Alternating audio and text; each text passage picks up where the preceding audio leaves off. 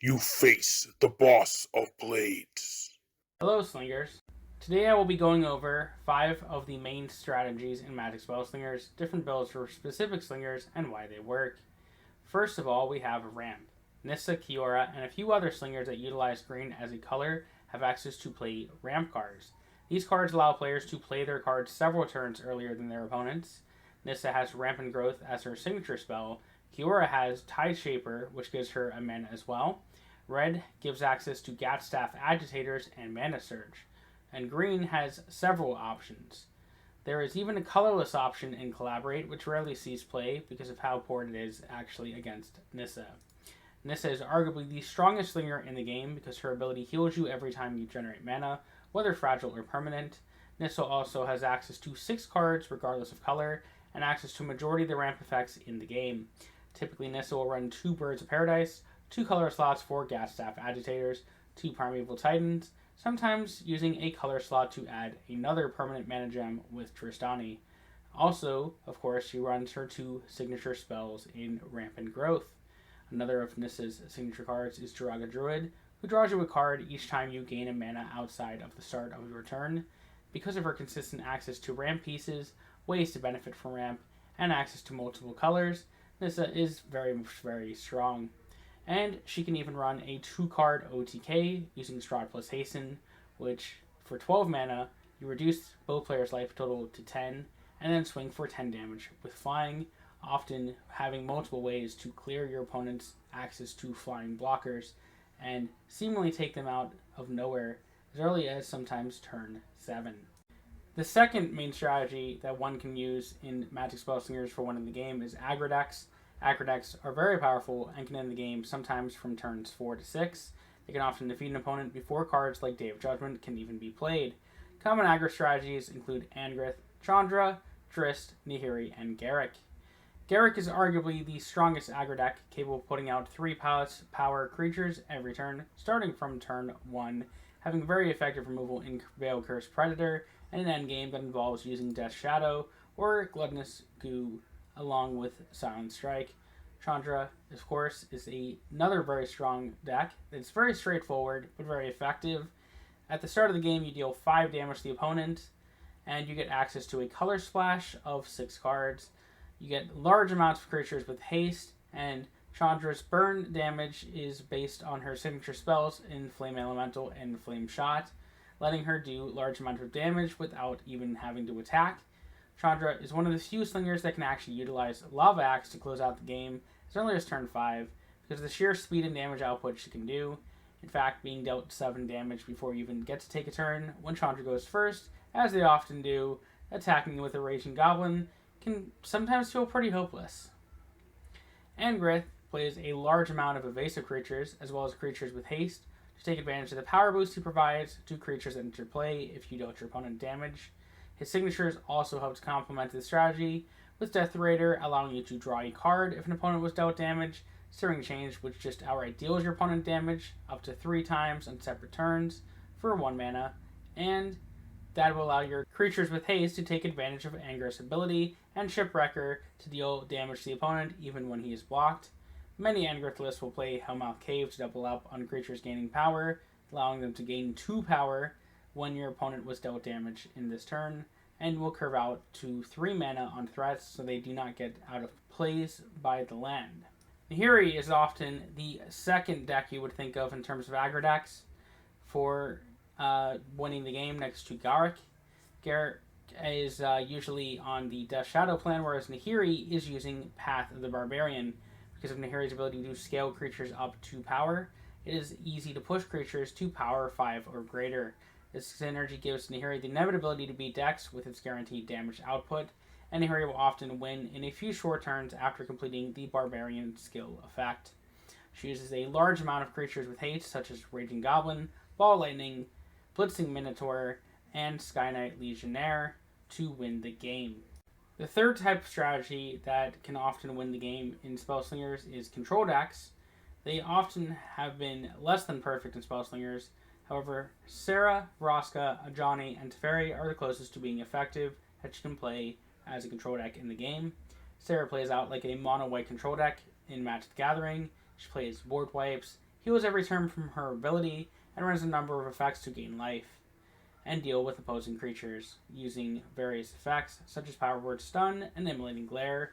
Her endgame can vary from Golden Eyed Harbinger, swing with Necroma, and comboing with Strahd, or winning with just hitting Second Sun off of drawing it after taking your opponent's cards out. Her ability to play any card with white in its cost allows for a large amount of deck variety. She can even play a Paladin game pretty decently as well. Teferi Control is a deck that uses multiple board wipes, such as Clear the Field and Second Sun, as well as Day of Judgment, but plays a lot of cards to counter the opponent's plays using traps.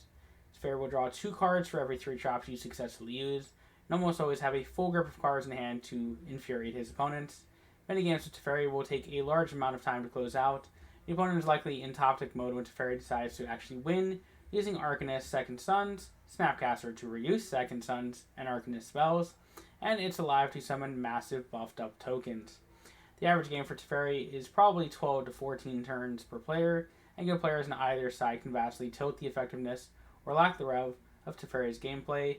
Basically, the more experienced you are at the game, the more likely you are to play around Teferi's traps or trigger them at inopportune times. However, the Teferi player could smartly choose to activate or deactivate traps in a way that they have more effectiveness. Vraska is technically a control deck if one chooses to use Pep Talk, Play Dead, and Shadeborn Steed to discard their opponent's hand, and then back it up with efficient threats and removal. Vraska also has access to the only non-blue way to transform an opponent's creature with Turn to Stone. The fourth strategy that is employed for winning the game is combo, and one of the best combos is utilizing Death Shadow. Death Shadow is an extremely powerful card and one the players should be aware of before trying to finish their opponent early. Death Shadow is the highest status card in the game as a 13/13. Players that run Garruk, Davriel, Vraska, Sorin, Ashok, sometimes even Nissa and Vivian, will use Death Shadow to turn a winning position into a nightmare for the opponent. Pretty much if you are running black, there is little reason not to include Death Shadow in your list, unless you don't particularly have a need for it. Davriel in particular deserves special mention here, as his ability to save mana on playing spells in exchange for life. It's a very effective way to both drop Death Shadows early and also be used for combo potential. One such combo is Death Shadow plus Hasten plus Invisibility Cloak or Silent Strike and Heat Shimmer. Using this 4-card combo, sometimes 3 if you have the Invisibility Cloak, decide to wait a turn, and then use Heat Shimmer and swing with both, you can deal 26 damage using the Cloak and 30 damage using Silent Strike all in one turn. While this does sound like a difficult task, you do have a large amount of draw effects and access to Night's Whisper to specifically draw 2 spells. Nissa is unique in her ability to play 6 spells of any color, as she can once again use combinations that other slingers do not have access to. While Strahd OTK is one such combo that we went over, whereby you get to 12 mana, you pretty much win the game unless your opponent has reach or flying blockers. It's a pretty easy feat for Nissa, whose entirely strategy is based on ramp. The only counter to this strategy, of course, also the Trap Immolating Glare, which you can extend the combo to 14 mana by adding Treetop Lookout to avoid facing against an Immolating Glare, as Treetop will deactivate all of your opponent's traps. And you can deal with your opponent's creatures with flying, using a Vine Snare Hunter to remove flying from all your opponent's creatures, or of course, if your opponent has reach, you can attempt to grudge match that creature, unless they have multiple creatures with reach. And of course, Daybreak Ranger can also deal with either of those as well.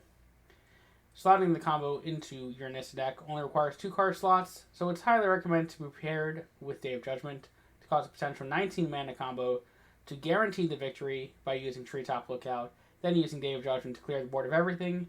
And since there is no creatures or traps on the field, you can then play Strahd plus Hasten to guarantee a win. Another OTK that one can employ is using Nissa or Kiora with Omnath OTK. Omnath is a 3/7 with ward for 6 that doubles his power every time you gain a mana, including during the start of your turn. Simply playing an Omnath, unloading a large amount of ramp spells the following turn, and then giving him some form of evasion, such as Sneak, Flying, or Trample, will usually end the game in one fell swoop with a large amount of damage. The main weakness of the combo is being in a position to play a basically 6 mana do nothing, and also Immolating Glare. It is recommended to run treetop lookouts and to play them the turn you swing with your Omnath so you can secure the OTK. Omnath also works very well with Slate Claw and Caddy Bree, as you may have seen in my Caddy's Claws decks, for being able to utilize his massive power to the entirety of your board. Lastly, we have the fifth and final main way that you can effectively win playing Spellslingers. That would be Lava Wave. Now, it feels weird to feature an entire section about a single card. However, Lava Wave is a very powerful card that is best utilized in Domri and Nissa. Lava Wave is an 8-mana spell that simply deals 6 damage to all of your opponent's creatures. It's very subtle, but also very powerful. As long as you actually have an established board, but you and your opponent keep adding to the board without either playing or having a favorable attack, Lava Wave can give you the opening to swing in and take the game by giving you that favorable attack. This in particular can get very terrifying board states while using Craterhoof Behemoth, sometimes with Panharmonicon, but sometimes fail to fully finish off your opponent because they keep putting down chump blockers. Lava Wave can allow the Nissa player to end the game that turn, or at the very least deal a large amount of damage to the opponent's life total. Domri is a deck that can run many of the same ram spells that Nissa does, but because Domri usually uses more werewolves, it can often have to wait until the end of turn and cause these gridlock boards more often than Nissa does. Lava Wave can be used to clear the opponent's board, deal a large amount of damage when the opponent isn't expecting it. It is often recommended to play Lava Waves in your Domri deck, even if your deck does curve out at 5, because it is an effective means to win the game. And if you're running Gaia's Cradle, you can of course get as early as a turn 6 or 7 Lava Wave. Now in conclusion, there are many strategies that are considerably effective in Spellslingers, and were not covered in this video, such as my favorite of course, Casino Liliana, the various amounts of Rao decks, Ajani as a storm deck, and other similar storm type decks such as Drist, and I've also done Garruk. They are all tried and true effective strategies to utilize and become an unbeatable force on the Spellslingers ladder, and that is why I recommend these 5 essential archetypes to the game, and learning to add these strategies and adapt to your opponent's gameplay is the best way to become an effective player. Now, I will see you on the Mythic Ladder Slingers, so if you like this video, if you find it helpful, please go ahead and give it a like.